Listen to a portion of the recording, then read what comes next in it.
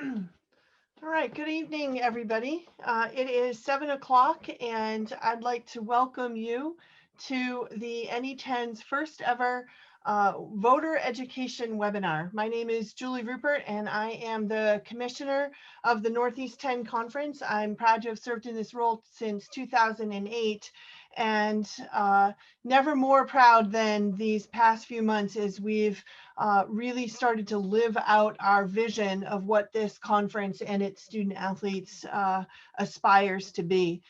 We have boldly stated our vision to prepare our student athletes, our coaches, and our administrators to serve as educated citizens and leaders in this very diverse global society that we live in. And what better way to exemplify our efforts in growing these engaged leaders than with an initiative like our voting, civic engagement and voting initiatives this fall. We've titled it Embrace Your Vote, and we're proud to have been active both on social media and across campuses in voter registration drives and in education efforts on both local and national issues. This, in combination with a mandatory day off from athletically related activities on election day, means that our student athletes and our coaches don't have to choose between being engaged and being responsible members of our democratic society, but in fact they can go and pursue these initiatives and on election day free from feeling like they have to choose. So we have been active, as I said. We have just over 20% of our NE10 teams are fully 100% registered. We know that in fact there's many more student athletes in our population that are engaged, and we're hopeful that many have actually already voted and participated, whether it's vote by mail or in-person early voting as we gear up towards November 3rd.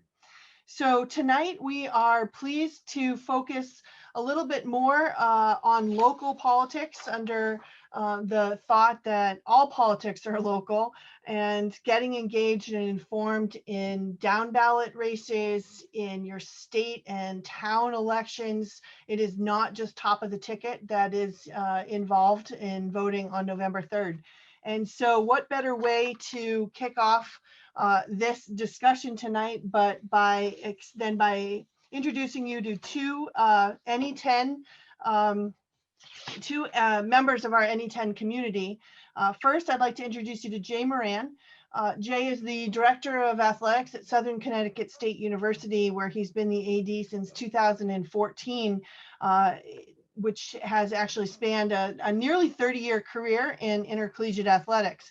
But that's Jay's day job. His other day job is actually that he dually serves as the mayor of Manchester, Connecticut since 2014.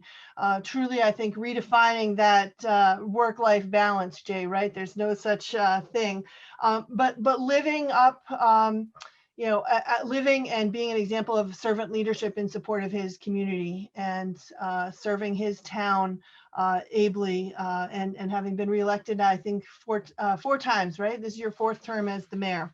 Correct. And then I'd also like to welcome our resident expert, Dean Peter Ubertaccio is the founding dean of the May School of Arts and Sciences at NE10, longtime charter member, Stonehill College. Peter is recognized as an expert on American political development, political parties and institutions, and his work has been featured in many publications. He's the author of the CQ Press Career Guide for Students in Global Politics, and he's taught courses during his tenure at Stonehill on executive power, political parties, American political development, public policy, and Massachusetts state politics. He's a sought-after analyst on state and national politics and has been quoted widely in both regional and national publications and appeared on several networks offering his expert advice and expert insight. So I'm a political science major myself and am excited to let this conversation grow between Jay and Peter. And Jay is going to serve as our moderator. And so I welcome you all to our evening of talking local elections and getting engaged and informed. So thank you. Thank you, Julie. And I want to thank you and your leadership with the NE10 and promoting this Empower Your Vote. I think it's so important to, at a young age, to understand, and one of the greatest constitutional rights you have is to vote. So we appreciate your efforts there in the NE10 and the institutions across our conference, as well as our other Division II conferences close by that are promoting this also. It's so important. And I'm going to call on Peter because he is the expert according to most people. I'm an elected official, so I don't know anything. So that's why we brought Peter on, and I'm jealous because he lives on the Cape, and that's one place I'd love to live. We talked about earlier, but I'm going to start with some general questions, Peter. We'll stay mostly local, but this is supposed to be the election of our lifetime on November 3rd nationally. So we'll touch on that a little bit, but my first question to you, and thank you for being here, is why is voting so important, and why is it so important for our college-age students to get involved in voting right now? Thanks, Jay, and thanks, Julie, and thanks to everyone in the NE10 community for participating tonight and for asking me. It is a little odd to hear yourself referred to as an expert. I am, of course, a dean, and as many of you in higher ed know, no one really listens to the dean. So this is a great opportunity to have the floor to talk about something that people might actually listen to me. And also to Jay, I would say to all of you listening, local politics is a lot of work. It takes a lot of time and a lot of commitment. So to have a day job and an evening job serving as a mayor is a pretty big responsibility. And so the only thing that has slowed me down in the last 30 years is this thing called COVID-19. So, right, I'm sure. Yeah. So to your question, for young people in particular, voting is the most fundamental, the most basic of small d democratic rights. And our system is designed to be representative. And in some of your cities and towns, you're all from this region. You have a form of government in your town that you might have a form of government called a town meeting. And town meeting is one of the very few examples where people rule directly. You go and you show up and you are the legislative body. In every other setting, it's designed to be representative. So we elect someone who makes decisions, or a group of people who make decisions on our behalf, really important decisions. And so the only real way to exercise a voice and control is to show up to vote. There are other ways, funding political campaigns is one, protesting, going to rallies is another, but the most basic and regularized way to participate in our system is through the ballot and making sure you exercise it. And for young people, I think there are a few reasons why it's important to vote. Obviously, given what I've just said, it is your entree into governing. So you become a part of the democratic system by participating, by voting regularly. It's a way to ensure that people in public life pay attention to the issues that are important to you. There's a reason why older voters are at least portrayed to be a group of people who are listened to more often than younger people. And if you just look at the voting trends over the years, you'll see that people who are 65 or older vote in very high numbers. There's some reasons for that we can discuss if you're interested, but they participate in very high numbers. And so the issues that are important to that demographic group tend to get a response from people in public life. And finally, I would say that it's so important to vote because you want to establish the habit of voting. And the way in which we get socialized into politics is family and friends and community. So if we come from households that don't vote or don't participate, we tend to not participate. There are always some exceptions to the rule, and I'm sure there are among the listeners tonight. But more often than not, the data tells us that If your family isn't active in politics, or the people you're close to aren't active, then you're not likely to be either. And so the habit of voting and establishing that habit is really important. Knowing where to go, knowing, I know it sounds so basic, but how to cast your ballot, how to fill it out, knowing where to get the information, because ballots can be complicated. There are lots of offices on it. There are lots of questions depending on where you live. So knowing how to access the information and where to go and how to vote establishes a habit that will carry with you throughout the rest of your life. Great, thank you, Peter. And you talked a little bit of the heart of voting, and you know, we are, I know in my town, you know, it's not a local election, it's the federal. We have our U.S. Congress up on the ballot with the president. Also, it's not a year of Senate because it's every 6 years. I think there's in the Senate candidate, but also the state senators and the state representatives on the local level this time of the year. But you hit on a great point, the older voter. Now, locally, we get about, if we get 28% to 30% of the local voter for a local municipality, that's a pretty good year. And we've seen those numbers grow up over the last 4 years. I think we've seen a big spike in voter registration. And on a state level, on the off year, that's not a president, it's a governor's year, you know, we probably get, I think maybe 50, 60, but we're expecting about 90% of the electorate to come out this year because of the presidential election. So you do make a valid point.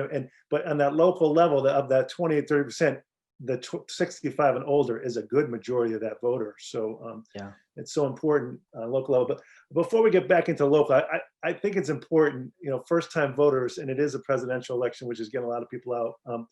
Can you just, you talked about this electoral college versus the popular vote. You talked about representative, you're being representative, and what does that mean? Because I think a lot of people don't understand that, and that's still part of the national process right now, and it's going to be a big part of this election result. So if you could just touch a little bit on that, that'd be great. Thank you. Sure. Yeah, let's just be clear that I know there's some United States senators who might disagree with what I'm about to say, but we do in fact live in a democracy, small d democracy.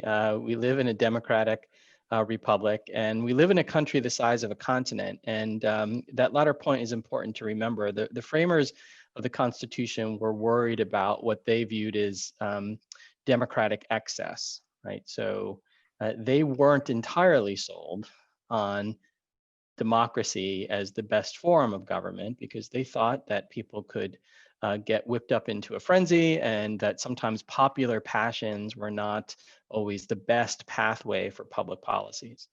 So they designed a system that would in part filter public opinion.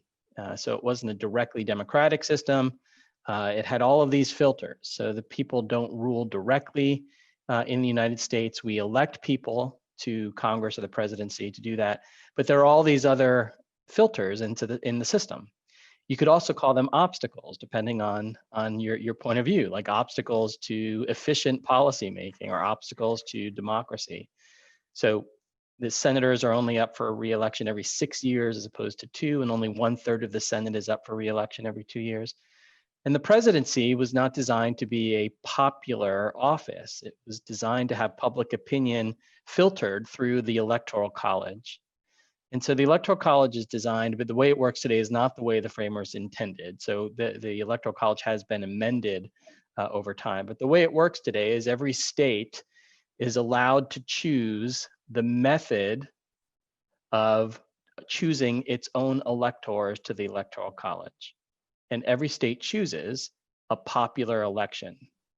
So in Connecticut or Massachusetts or Vermont or New York or wherever, you have the number of electors that's equal to your 2 US senators plus the members of your House delegation. So in Massachusetts, we have 11 electoral votes. And the Constitution affords the Massachusetts legislature the opportunity to figure out how we're going to give those 11 electoral votes away. And the Massachusetts legislature, as does 48 other legislatures, says, we're going to have a popular election in this state, and whoever wins Massachusetts, no matter how many votes they win, they just have to win one more than the other person, gets all 11 electoral votes. And 48 other states use the same calculation. And according to the Constitution, you need a majority of the Electoral College. That equals 270 electoral votes. So it is a popular election, but the popular part of it is filtered through that Electoral College system. So you can, as we saw in the last election, and then before that in the year 2000, it doesn't happen that often, but it has happened more regularly in this century. You can lose the overall popular vote, but if you win it in just the right configuration of states, because it's a winner-take-all system, you get all the states' Electoral College votes. You can win the Electoral College and lose the popular vote. It's constitutional, it's legal. It bothers us, as it should, because we've become more democratic over time, not less so. But it is the way that the system is designed. And so what that means practically is, for most of us in this region, our states are not really that competitive at presidential elections. It's really not difficult to say that Joe Biden and Kamala Harris are going to win Massachusetts. They're going to win it by about 20% of the vote, or 20 points rather. And they're going to get all 11 electoral votes. So they're on the hunt for electoral votes somewhere else, and you probably know where those places are, right? They're Ohio, Wisconsin, Michigan, Pennsylvania, some new states that are trending Democratic this year, maybe Georgia, maybe Arizona, right? Colorado, likely. And it's all basic arithmetic. How do you get to 270 electoral votes? So the Electoral College can only be changed or eliminated by changing the Constitution.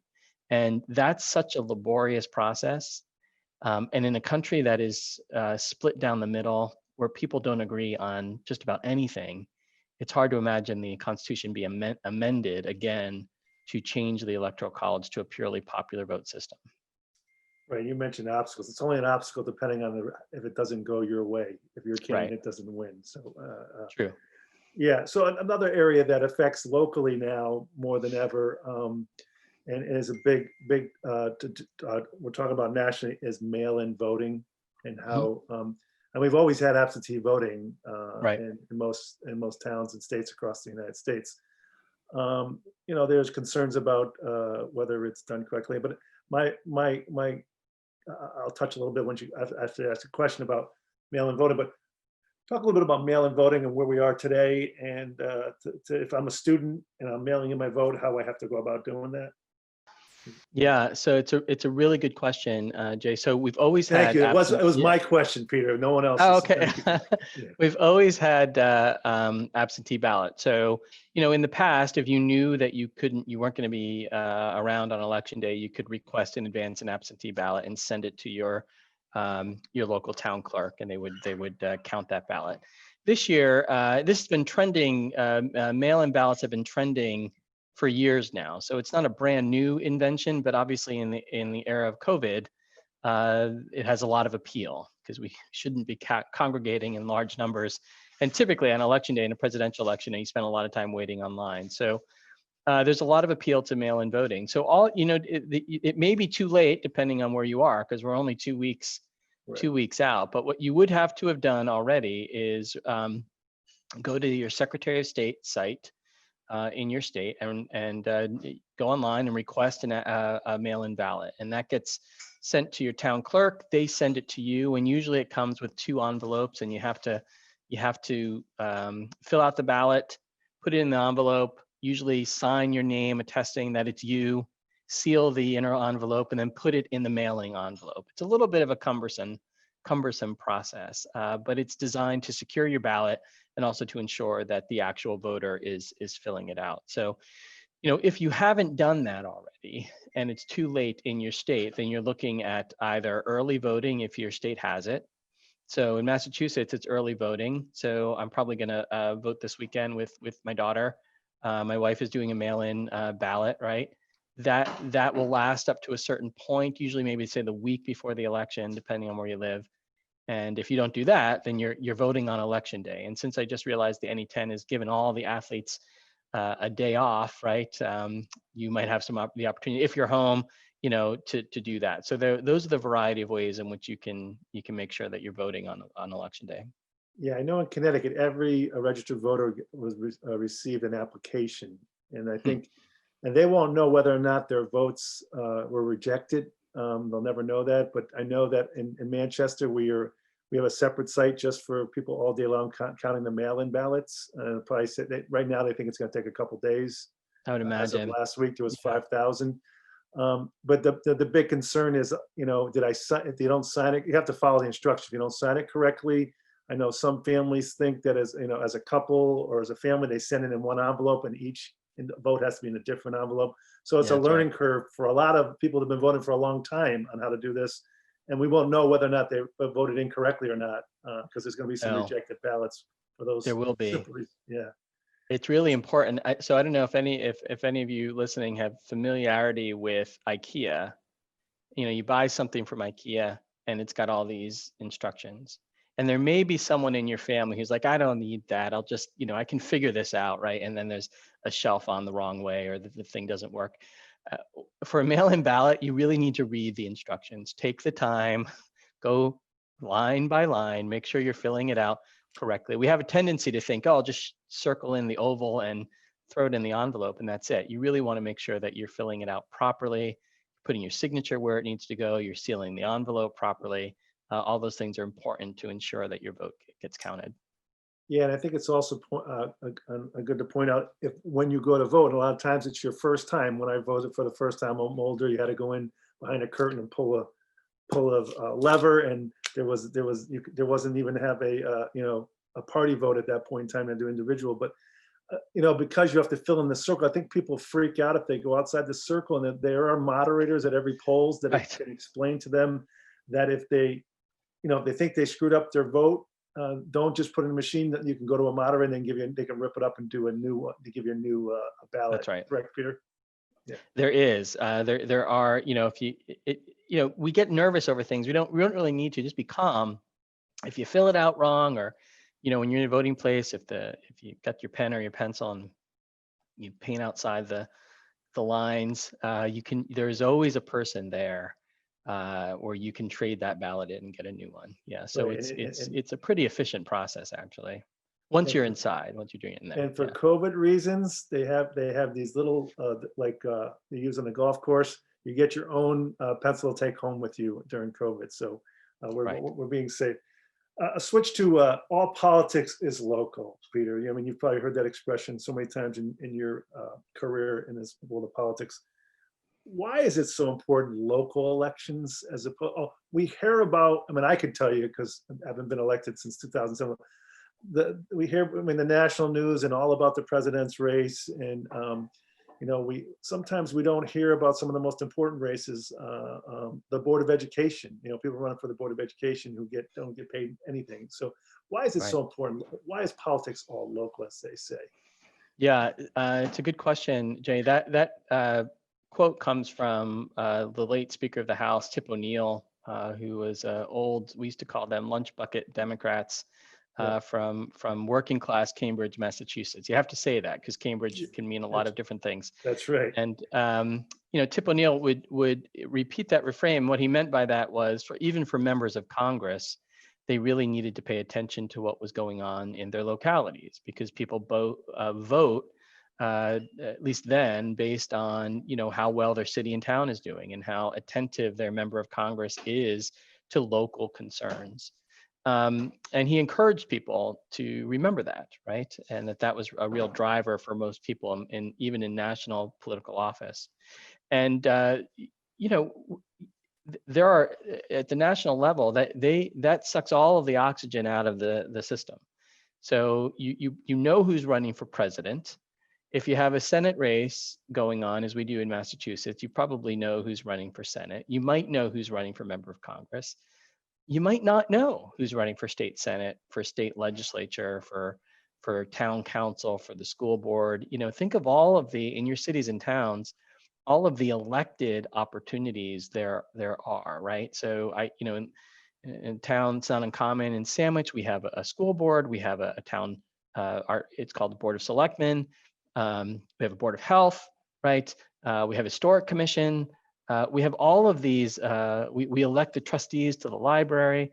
There are all of these small, but really important elected opportunities that don't get the same amount of attention I think that's for obvious reasons, right? You know, if you're watching national news, you're going to get the presidential race. You're not going to get what's going on in Manchester or Sandwich or you know, Easton.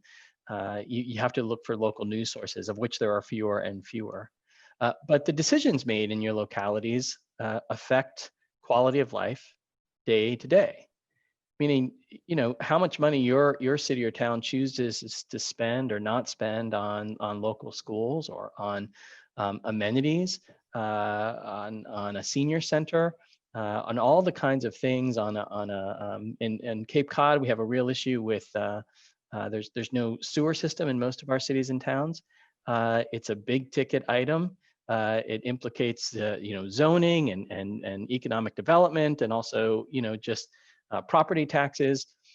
A lot of those issues don't seem to be the kinds of issues that motivate particularly young people who aren't yet thinking about, well, I don't really care if there's a sewer in the town, and it doesn't really impact me in the way that some of the issues that are being discussed in Washington, D.C. might. And that is, there's some truth to that, right? And people are more motivated by what they hear at the national level. Yet we all live in a locality. Even if you live in a big city, you live in a neighborhood that has representation, and getting informed as best you can and exercising your vote at that level is really crucial. And I would just say one other thing: it can be really hard to be well informed at what's going on at your local level, and that's not a critique. It is. We all have. I talk to my students all the time about, we have lives, personal lives, professional lives, social lives. And when you take the amount of time that exists in your day and you find those moments to say, well, I'm going to figure out what's going on at the Board of Education, that takes time. And so you don't need to be an expert on all of those things, right? Asking people, asking friends, what they're doing, what they're hearing is a perfectly acceptable way. But just getting used to participating in that local level is really important, because once you do, then you will for the rest of your life, right? The presidential election is easy because we always know when it's presidential election season, though sometimes I think we might prefer a break from it all. It can be harder. Local elections aren't always at the same time, right? So in a town meeting form of government, such as we have in this town, our town elections will be in the spring. Town meeting will be in the spring. There might be a special town meeting the following fall. So it does take a little more effort to be as informed and to participate at that local level. It is so true. And that when I get involved in politics, someone say, you're an athletic director, you know, water and sewer is not sexy conversation, but those are the conversations you have. And we had, I think my famous, they wanted to, the DEP wanted us to kill the geese on the golf course and somehow, you know, feed them to the homeless. And I didn't think that was charity to kill geese and feed the homeless. And when we didn't do that, I mean, I got calls from all over the country from veterinarians. I went from Mayor Doolittle to Dr. Doolittle, and those other folks know who Dr. Doolittle is. But yeah, it is amazing. Those local things. I mean, we passed 2 school referendums worth $160 million over the last 6 years. That's the proudest I've ever been as an elected official. So those local things make a difference in your life. And Tip O'Neill had another one too, the art of compromise. I think politicians starting on a national level forgot what that was, the art of compromise, working together. I think Tip O'Neill and Ronald Reagan were an example of how 2 parties can work together. So we talked a little bit about how do you have any reference materials out there? I mean, you are correct to say that local politics, because people don't read there's not as many newspapers local anymore, and your newspapers don't cover local stuff like this, so people aren't as informed. How do you get informed as a young person, and how do you are there materials out there you can read about getting involved that you know of, Peter? So if at the local level particularly, Yes. yeah, it's so, I don't want to, I probably am doing it, but it's hard. There are fewer and fewer really good local news sources. But if you know, there's something for your students, you know, there's a tried and true place to go no matter where you live, and it's your library. And when I'm in class, I tell my students all the time when we talk about their papers and their research papers, and I'll say, look, as we speak, there is a group of people waiting at their desk for you to come into the library, or in this moment to Zoom in, and it's your reference librarian. That's what they do. There is no better place in your city or town to get information or to ask where you can access information. So I guarantee you, if you go into your local library right now, there's going to be information on the ballot questions that are happening in your state, if there are some, right? The local elections that are up, all right there at the reference desk. They are amazing people and can then also point you in the direction of, how do I stay in touch with what's going on here? So, we have a local newspaper in Sandwich, still weekly newspaper. We also have the Cape Cod Times. Local, there are still some local sources out there that are really helpful for a daily or weekly, as a daily or weekly news source. But man, those local libraries are just a wonderful place to go to get information on what's happening in your town. Yeah, and they will have a sample ballot for elections. We'll show you who the candidates are.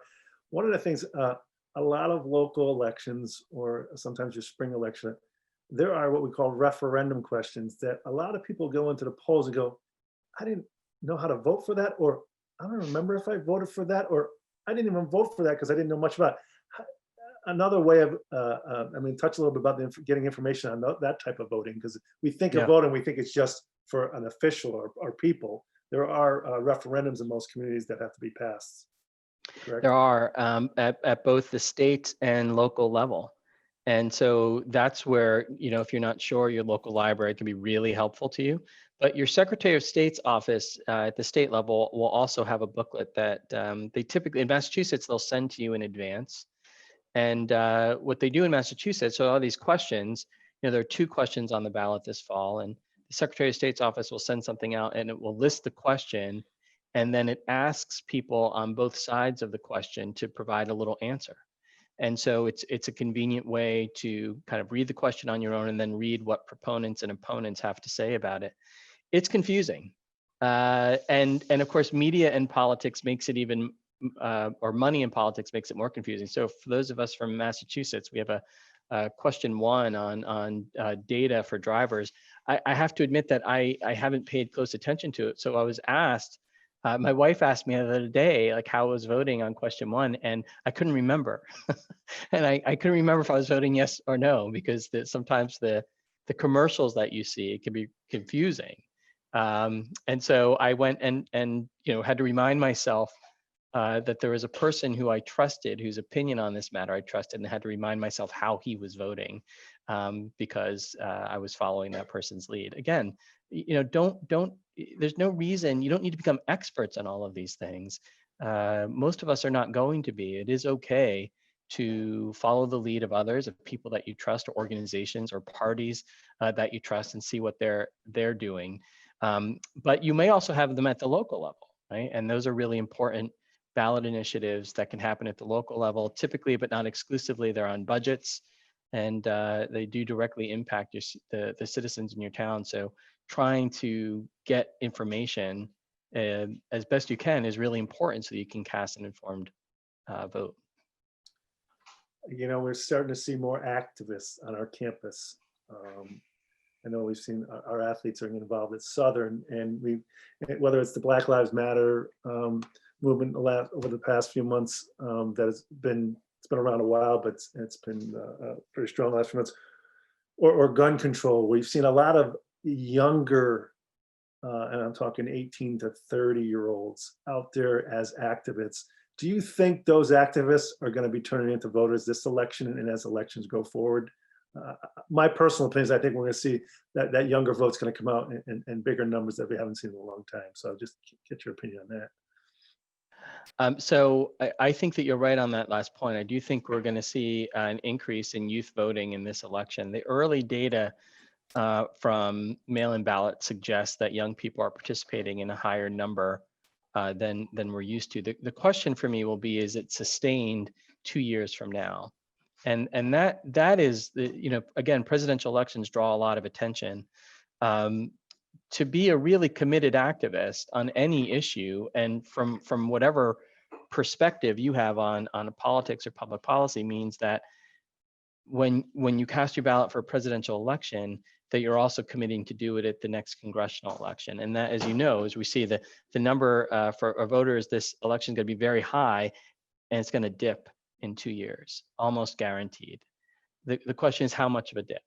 And so you have to, the frustrating thing about democracy is you have to keep at it all over and over and over again. And one thing it's important to note is the people of means, and I don't say that necessarily critically, they know how to play a long game.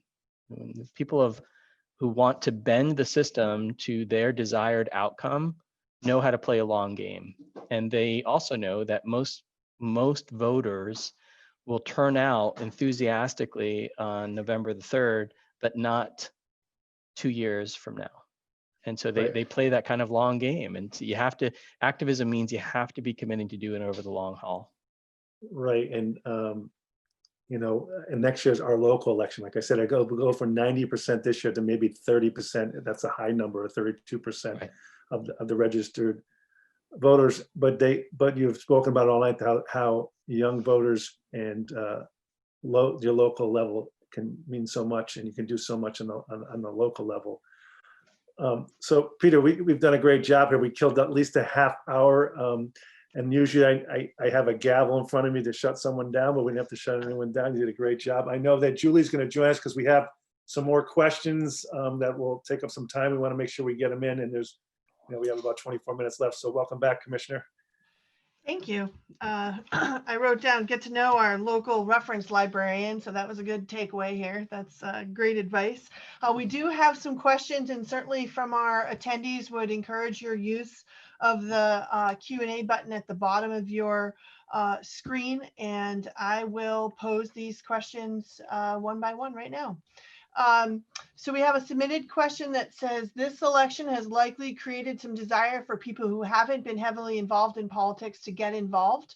Where are good places for these individuals to start to get involved in local politics? What's the best way in their towns, in their hometowns, to start to get involved in local politics? It's a great question, and I hope that you do, because local politics is such an informative place to learn about not just politics, but government, public policies, and the issues that really impact people: healthcare, education, police, firing, first responders, inequality. Certainly depending on where you live, and how people are impacted directly by public policy making. So I think the best way is to do a local internship if you can, and don't be put off by the pandemic. There's a lot of good work that can be done over Zoom. It's not quite the same experience, obviously, but given that this is the moment we're living through, there are still some really good opportunities out there, and you'd be surprised. This is what I'm about to say, I know is going to put off some of you. I have teenagers at home. My oldest is a freshman in college, and I know that this phrase is something that will be upsetting to her, which is, you can call your local town hall directly.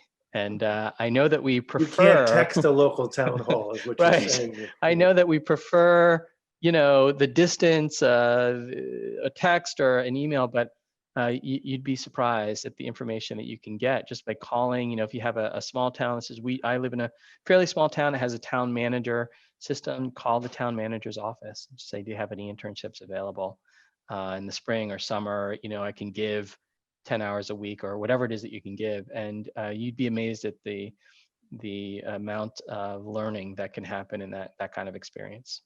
Although I will say that our social media on a town level, we've done Instagram to get the young folks back, because Facebook is for older folks like us. And we've done more social media. We hired a younger communications director so we can gear up for the younger ones.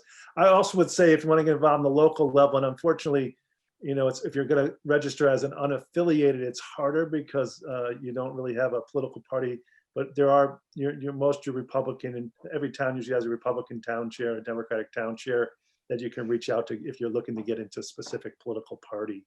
But again, you can reach out to town halls to get that information by calling and not texting. You're right, Peter. So. And maybe just a follow-up question in terms of the actual election day. And I know it's not necessarily where all the voting is. It's really when voting ends is on election day now, with all the advent of early voting, in-person early voting, and certainly mail-in voting. But is there ways even at this point to get involved in your town and engage civically on election day itself?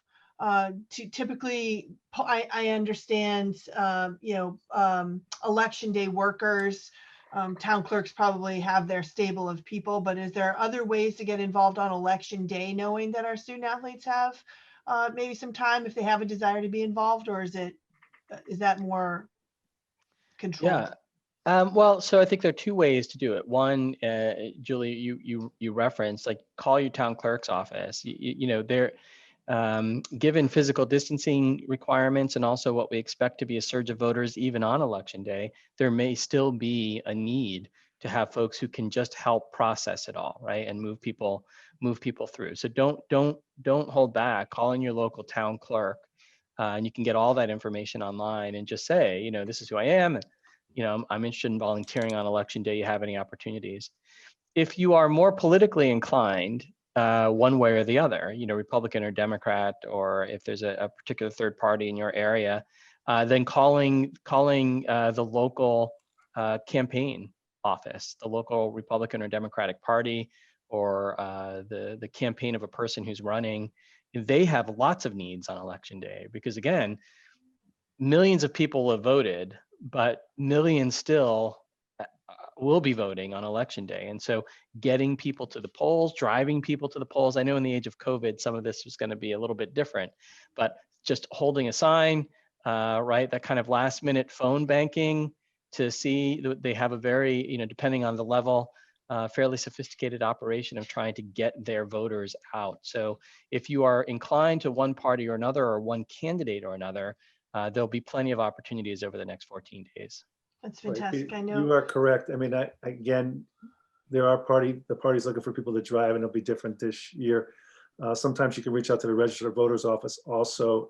Again, the people that work on election day are that 65 and older a lot of times. And, they do get paid a little bit, and they get a couple sandwiches. So maybe you want to do it just for the food. But again, we can lower that median age by getting more youth involved and working in the polls on election day. So. that's great. And I know we have some coaches, and we're certainly going to, publish some highlights from tonight. So making sure that student athletes and members of our NE10 community know that there's ways to be involved on election day, that it doesn't have to just, it's not just about voting, it's about being engaged in your community.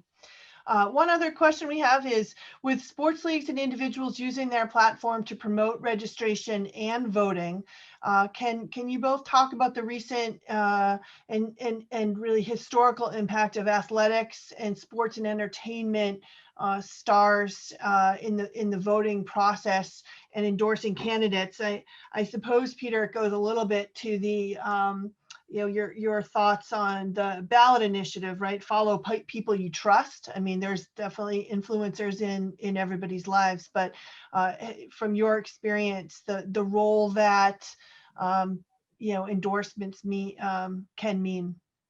Yeah. So yeah, this is probably a little bit of a damper. Research tends to tell us that endorsements don't impact that much. So I'll put a star next to that. But when a well-known personality endorses someone or endorses a movement, it doesn't necessarily have the impact we think that it does. Now, we're living in a somewhat different moment where we've got a lot of issues coming together all at once. The pandemic, ongoing racial injustice, a recession. There's a lot of things happening out there, and there are more voices than we're used to. So I think there'll be a whole new amount of research done on all of this to see what the impact is. What we know has the biggest impact on getting our fellow citizens to vote is when a human being calls them or shows up at their door. And so when you see a well-known athlete who's taken a position on a social movement, that might get your attention, right? And so when you see, I know just watching the NBA play, right? So suddenly NBA players have taken on all of these causes and they're really making their voices heard. And I think that what that does is it creates interest among a lot of people. So they're paying closer attention to it. You know, I really think that my son is a huge a basketball fan. And so we, you know, this is something we do together is watch that. I think that he is probably more in tune with issues of injustice because of what his favorite basketball players are saying about it. So it's really important in terms of educating people about these issues when they see folks they respect and they honor taking such a public and often impassioned decision. So I think that that's really helpful. But in getting someone to vote, you still need that human connection. That's what a lot of social science research tells us, that when I call you, Julie, and say, this is who I am, and this is the candidate I'm backing, and I'm encouraging you to vote, that is more likely to get you to vote than when people we don't know, even if we admire them heavily, back someone. So connecting the endorsement to the human contact is what really works in terms of getting people out to vote. Yeah, I agree. And, you know, LeBron James is still LeBron James, no matter what he's a basketball star. So every individual has a right, no matter what their title is or who they are, or how much money, to give their opinions. What I think was happening now is that I think because we live in a world where our athletes make so much money, and some of them come from backgrounds that they had to work hard at, that they're using the platform to say, hey, I want to give back. Because we talked about being informed, and sometimes the only thing that people are watching is ESPN, or they might be just watching a basketball and not even thinking about these movements. So I think it's very helpful though. But you're right, Peter, especially the local level. I mean, is it mailers? I mean, people think lawn signs. No, it's still that knock on the door or that personal phone call that makes a difference in a vote. And Peter, you could probably agree with me this too, I hope. Debates don't sway you much either, especially the debates that we're watching now. But local debates are, they usually don't hurt you. I mean, they usually don't help you on a local level. They might hurt you, but debates don't really sway most voters either. Is that fair to say? No, there's no data to suggest that the debates, particularly at the national level, motivate people to turn out or to change their vote.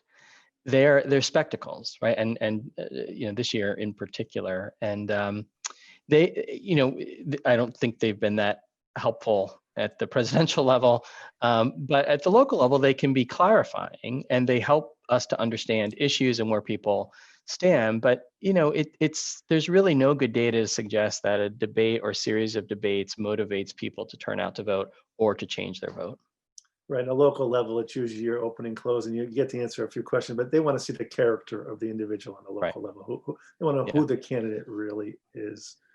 The people that are enjoying the debates is Saturday Night Live. Let's be honest. They're getting more material. That's who's enjoying it, right? So following up on that, in terms of local elections, you know, we started out by saying all politics are local. Local issues, override votes, or you know, local ballot initiatives can drive turnout. But in a year where it's a presidential election, you really don't see that impact as much, do you? Like, is there still a way for local elections to impact a national political scene? I'll answer first, but I think it's the sure. opposite. I think it's the national political atmosphere that has trickled down to the state levels and trickled down to the local. I mean, I take great pride of being people bringing both parties together in my years, but the last couple of years it's been hard because we have become divided based on what political party we are in.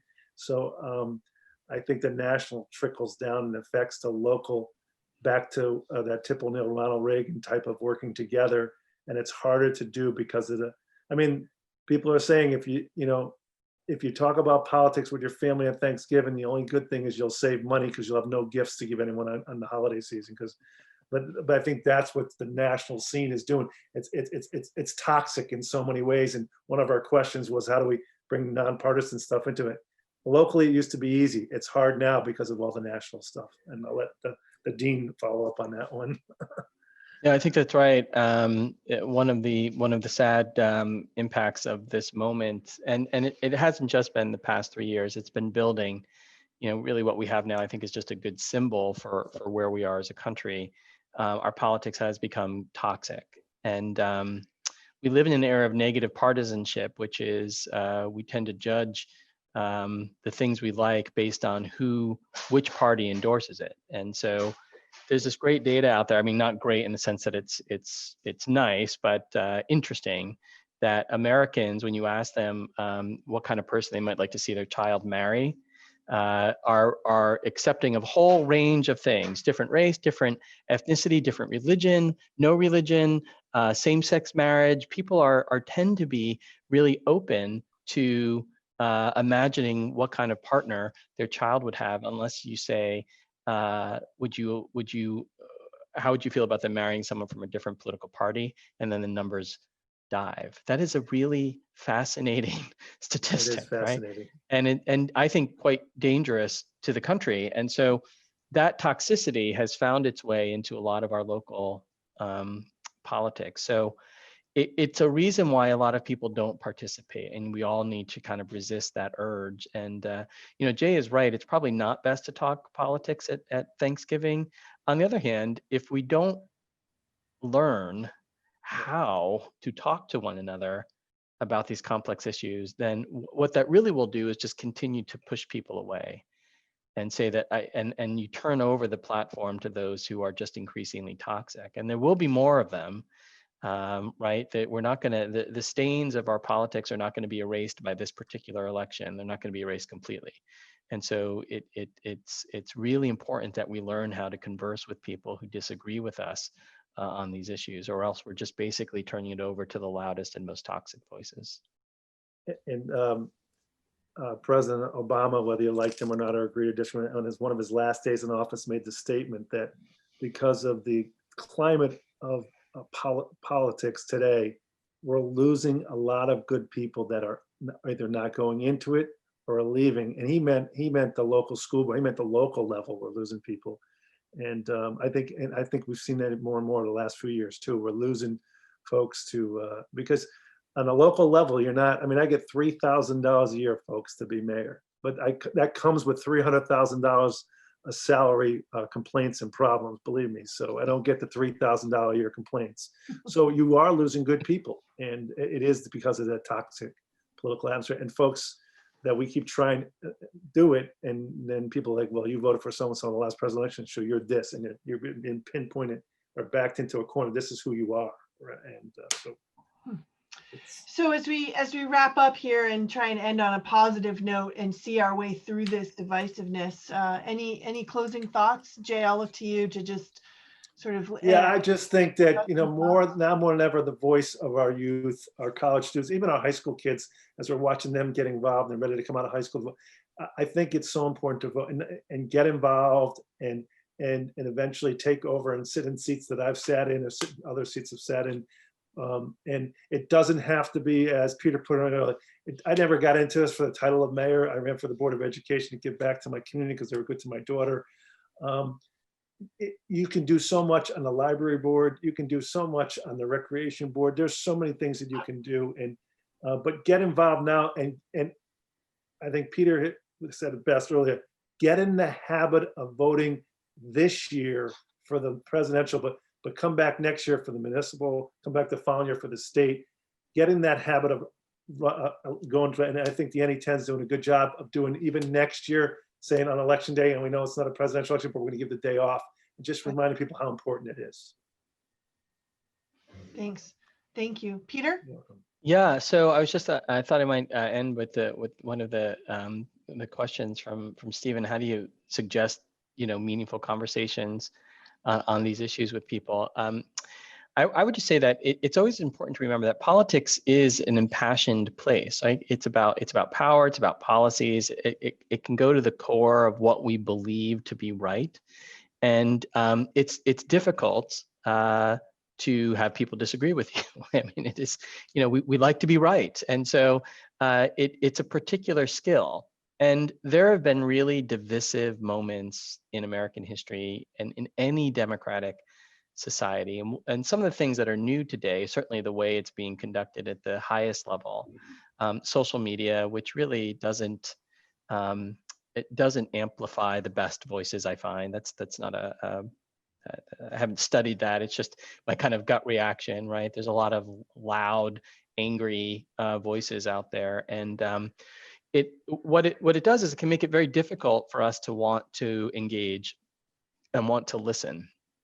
And the key, I think, is learning how to control our own emotions in a very toxic, fraught environment, meaning we all have to try extra hard in this environment to look beyond the caricatures that we've painted of people who disagree with us in politics. It's easy to do it when it's only on, say, social media, right? Because it brings out the worst in people. But when it's a colleague, a family member, a friend, you know, we have to try really hard to not paint them as a caricature, and to listen and to resist the urge to, when someone says, well, I believe this, or I like this thing that this person did. Or, you know, in many families on Thanksgiving Day is going to be, I mean, the election will be over by then, but I like the president for X, Y, and Z. And a person who doesn't is going to be ready to list all the terrible things that they perceive have happened, and not only in perceptions, or real things that, and it's just hard to stifle that, right? And I think learning how to do that and to listen is not a sign of weakness. It's a sign that not every conversation needs to end up in an argument. And we learn a lot about our family members, our friends, our colleagues, if we're just willing to listen, and knowing that they might not always listen back. So our best intentions might not be reciprocated. And it takes a lot of strength, and we're not all going to have it all of the time. But I think one way through this moment is just listening and finding some other things upon which you can agree with someone, and start from there, because we increasingly want to start from the areas with which we disagree, not slightly, but significantly. And it turns out when you engage people in conversation, you will find that there are some areas that you can agree on, and then move beyond it. And once you do that, once you learn how to engage with someone with whom you disagree, you'll find that the disagreements aren't so big, and that you can in fact walk away. So Jay, I'll just end by saying, he referenced Ronald Reagan and Tip O'Neill. You know, they opposed each other bitterly, and sometimes they let their emotions get the better of them. We're not going to be perfect when it comes to this stuff, but they also had enough, I think, patriotism, respect for the other, and self-respect to know that there were some things that they could agree on, and then move ahead. Right, their foundations were different. They had a different foundation. Yeah. But what I find out, Peter, is that in 90% of the time, if we just stop and listen, we're trying to get to the same place. We're just so busy arguing, we're going at a different way. And even at our local level, we don't have a we have a 6-3 majority win on a budget. The difference of $180 million is maybe $250,000. So to me, it was a bipartisan budget. So you're right. There is it's respect. I think we've lost respect in many ways in our world. And you know, I'm getting to sound like my dad, but that's what we turn into. Well, you know what we don't have in democracy, Julia, is we don't have coaches. Yeah. Who can stop us when we start to we need a 30-second, make some mistakes. You're right. That's right. And so we have to try really hard to be those kinds of coaches for one another. And it's so true. And coaches that are modeling, you know, whatever the values of a team, you know, culture, your institutional culture, you know, I for one remain an optimist that with the young people that we have that are getting engaged and you know, want to give back, and it starts with voting. And you know, we have some coaches, I'm sure, listening in. There's a role and a responsibility for all of us at all levels. And so I'll just end here by saying it starts with voting. Vote early if you want, or if you can, but vote. Enjoy, you know, election day. It's as we said at the beginning, an NE10 day off to engage civically, whether you vote that day or you've already voted. registration only matters if you carry through and vote. So thank you all for your participation tonight, and a special thanks to Peter and Jay. We're very grateful for your time, and certainly appreciative of your talents in our NE10 community. So thank you, and we hope everybody has a good night.